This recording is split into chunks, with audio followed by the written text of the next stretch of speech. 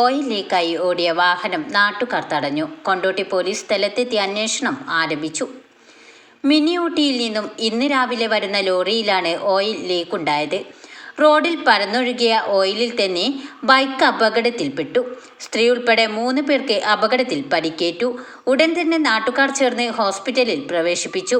Kondotty police സ്ഥലത്തെത്തി അന്വേഷണം ആരംഭിച്ചിട്ടുണ്ട്. സ്കൂൾ സമയങ്ങളിൽ കണ്ടെയ്നർ ലോറികൾ ഇതിലൂടെ ഓടരുതെന്ന് നാട്ടുകാർ ഇതിനു മുന്നേയും നിരവധി തവണ ആവശ്യപ്പെട്ടിട്ടുണ്ട്. ന്യൂസ് 10 കൊണ്ടോട്ടി. വാർത്തകൾ നേരത്തെ അറിയാൻ ഫേസ്ബുക്ക് പേജ് ലൈക്ക് ചെയ്യൂ, ചാനൽ സബ്സ്ക്രൈബ് ചെയ്യൂ.